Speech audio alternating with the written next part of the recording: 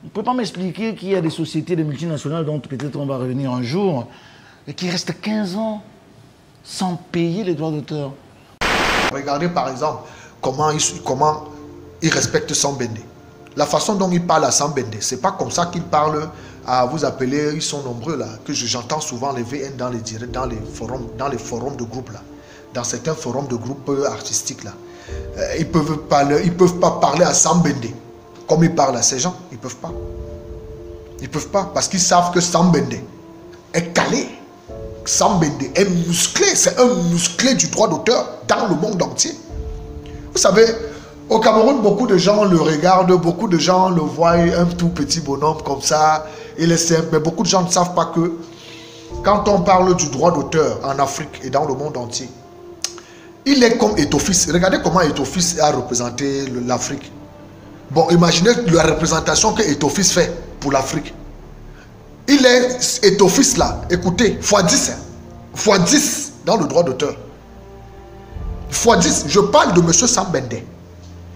Donc quand je vois des personnes qui se lèvent et qui parlent, Guinness Cameroun fait combien par an au Cameroun? Et c'est ce que nous assistons dans le milieu de la culture. Quand vous voyez les artistes se clasher là, ah mof, tu chantes quoi? Je suis plus célèbre que toi. J'ai plus de visibilité que toi. J'ai vendu plus que toi. J'ai eu les disques d'or plus que toi. Ce sont eux qui sont derrière ça. Et vous allez voir, ils ont des agents. C'est ce que j'appelle des avatars. Ils ont des avatars maintenant qui contrôlent les artistes. Parce que le tout ici est qu'il ne faut pas que les artistes soient unis. C'est tout. Les artistes ne doivent pas être unis. Parce que si les artistes sont unis, les gens là, c'est fini pour eux. Parce que les artistes vont parler d'une seule voix. Ils vont mettre de côté leur ego que j'ai fait le Canada, j'ai fait les États-Unis, j'ai fait la Chine, on n'en a rien à cirer. Si vous avez fait tout ça, on n'en a rien à cirer. On n'en a rien à foutre. Il s'agit des droits. Il s'agit de vos droits. Il s'agit de votre salaire. Comment au moment d'aller percevoir ton salaire, vous voulez raconter qui vous êtes? On n'en a rien à cirer. Traînez vous-même dans la main et vous foncez. Le droit d'auteur, c'est le salaire de l'artiste. Hein. Cette mafia également profite du côté illettré. Parce qu'il y a beaucoup d'artistes qui sont aussi en majorité des illettrés. Ça, il faut le reconnaître. Ils sont nombreux qui sont des illettrés. Qui ne savent même pas comment se tenir. Vous allez savoir maintenant, à travers mes précédentes vidéos que je disais que, où je parlais de, vous appelez quoi, groupement interpatronal, ou c'est quoi, JICOP, ou c'est JICAM, ou c'est JICOI là.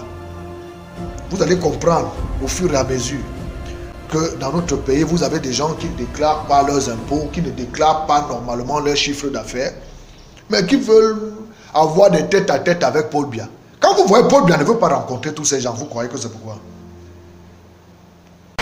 Et c'est pareil également pour ces filles qui sont exploitées de manière abusive par des agences, vous entendez, on dit agences de mannequinat, agences d'hôtesse et tout, qui se pavanent avec les marques qui sont diffusées dans les médias, sur les réseaux sociaux, on diffuse les images, après on donne 5 000 aux filles. Tout ça va finir. L'heure est en train d'arriver. L'heure est déjà là. L'heure de la numérique là, ça va les obliger. Ils seront obligés. Ils seront obligés.